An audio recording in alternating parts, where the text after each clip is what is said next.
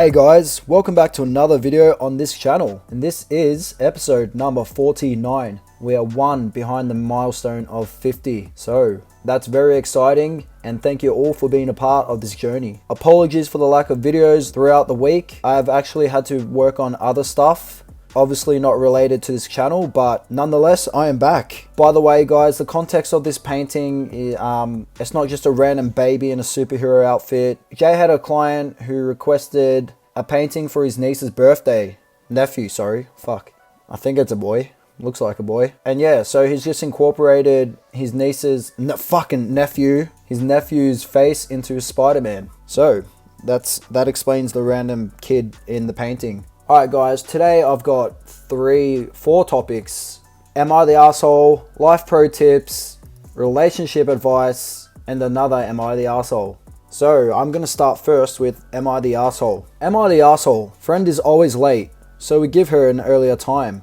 She actually showed up on time and is pissed. So these people gave their friend an earlier time so that she would show up early and actually show up on time. And for some reason her friend is pissed about that. I don't know why. They did her a favor, but maybe she's upset that she got tricked. But still, if that's what it takes to get her on time, if she's so incompetent and irresponsible to get somewhere on time, you got to do what you got to do sometimes. So maybe she should say thank you. And although she's not going to trust them again for the next time schedule, too bad. Alright, the story. Our friend Isabel is usually 1 to 2 hours late. 1 to 2 hours late. I was thinking like 20 minutes late, 30 minutes tops, which is still way too late. Anything over 5 minutes really, like even to some people 5 minutes is too late, but 1 to 2 hours late, what the fuck? So it's usually 1 to 2 hours late to anything we do because she's unorganized and spends an excessive amount of time getting ready, which she tries to do last minute. Typical behavior from a lot of people. We got sick of waiting 1 to 2 hours every time we go out. So we'd start telling her to show up at 4 when we are actually meeting at 5:30. We did this like 3 times and she was usually late like 10 minutes, but still. 1 to 2 hours late and she's pissed off at them. I don't understand. Well, here's the problem. We were meeting up last night. We told her 6:30 last night and we were actually meeting at around 7:45. She showed up 25 minutes early and is fucking pissed that we did this. She found out we gave her the wrong times intentionally. She says we are assholes and she felt betrayed.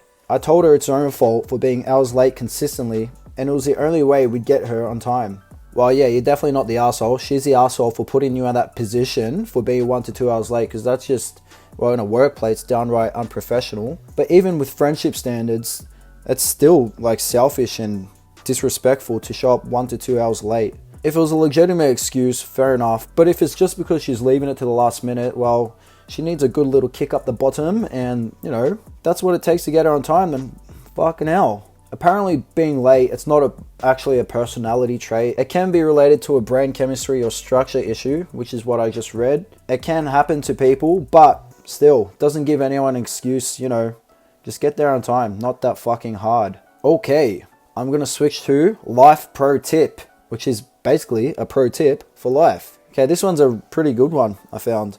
Temporarily homeless? Join a gym. Most gyms right now are hurting and prices have dropped. So assuming you still have some money, you just don't have a place to stay, there's a really good way to resolve that issue. And no, it's not spending the night in the gym or anything, but let me read. I have found out one of my students was temporarily homeless and living in her car. She did have a part-time job and I convinced her to join the local gym, which is $15 per month, where she can not only work out, but shower, use Wi-Fi, use a clean bathroom, and study while on the bikes.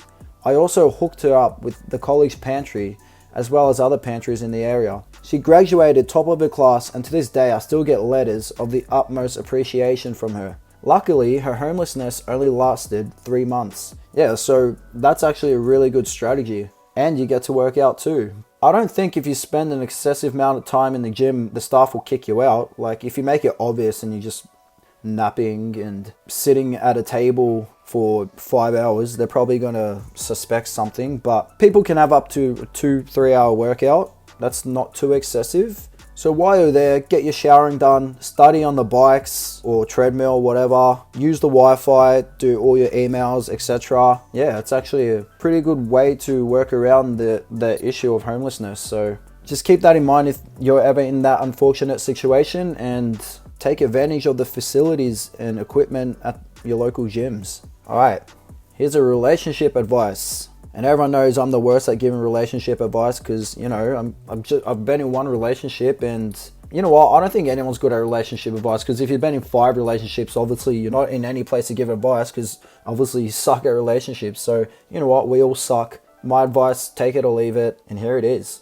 My girlfriend won't let me eat ice cream anymore because of the diet she put me on. So first of all, no one should put you on a diet unless it's yourself or you've requested someone to put you on a diet, like maybe a dietitian, or, you know, you ask someone, hey, can you know, no one can just put you on a diet like you're a little fucking overweight dog. The fact that your girlfriend is putting you on a diet, I can already sense a bit of toxicity in this relationship. All right, let's get into the story. I, who is a 22-year-old male, have been dating my girlfriend, who is 23, for a year. She's been gaslighting me and manipulating me for a long time. I just realized how bad her control over me got. She wants me to have this great body, and because I wanted to make her happy, I tried really hard to get over it the last months. So your girlfriend has high body expectations for you to maintain. It's one thing wanting your partner to be fit and healthy just for health reasons, but, you know, it wouldn't be a good feeling for your girlfriend to say, look, I want you to have 6-pack abs, and that's pretty much just to show you off, you know, like you're a possession or an item. Yeah, that's not healthy at all. Anyway, back to the story. I follow a strict diet and work out a lot, mostly at home. Yesterday I was with her when she brought some ice cream for herself. I wanted some too. Now that is just fucking cruel. So she even eats crap food in front of you? That's just cruel. That's like dangling a fucking porterhouse steak in front of a dog. That's not fair. And now I feel like ice cream too, so now even I'm getting pissed. I wanted some too. She told me no, but I was really in the mood for it, so I disobeyed her in a nice way. Fuck. This is more like a mother-son relationship right here. One of them makes all the rules and the other has to obey. Definitely isn't a healthy relationship. I said, just one, no big deal. I'm in the mood for it. She gave me the death stare as I was biting it, and then she pouted and made me feel like shit the entire time I was eating it. I threw it away, of course. Yeah, of course you did, yeah. And suddenly, she was all smiles and lovey-dovey again. Nothing like a little bit of emotional manipulation. I realized that she does this all the time. When I don't do exactly what she wants, she uses any number of manipulation tactics, including just outright yelling at me until I submit. I quit a hobby of mine because she thought it was stupid. I stopped hanging out with the people that she doesn't like. Whenever she's in the mood for sex, we always do it. At the very least, I eat her out. Too much detail, fucking hell. Just say you guys get physical. You know, no.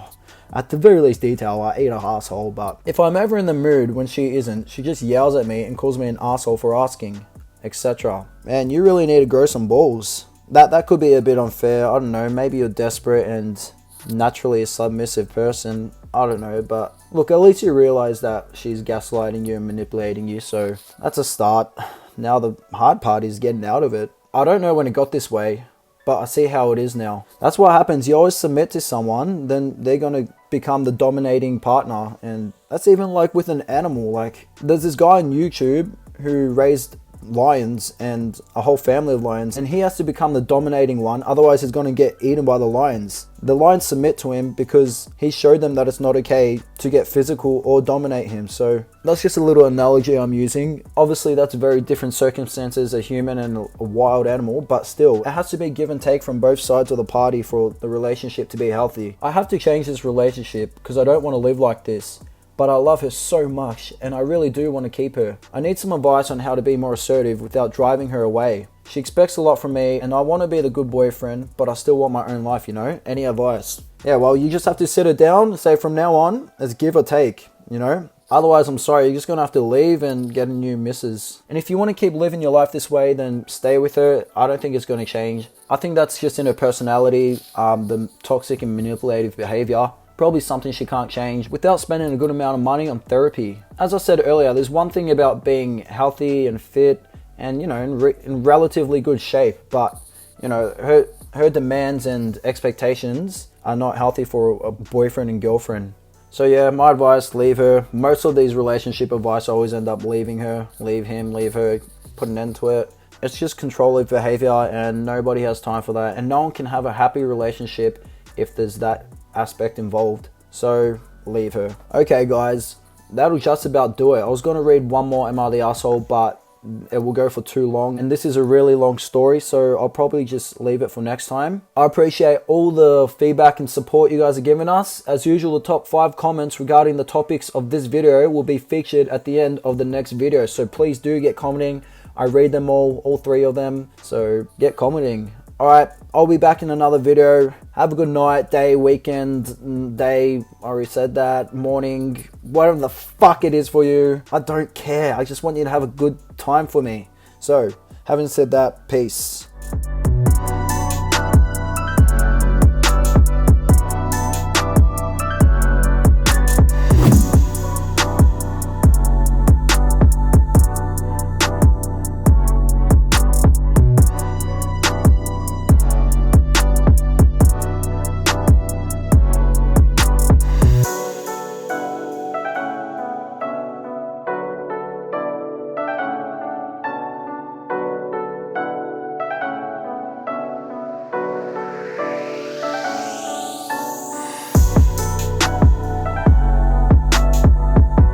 Comments from last video brought to you by Luke fucking Brooks.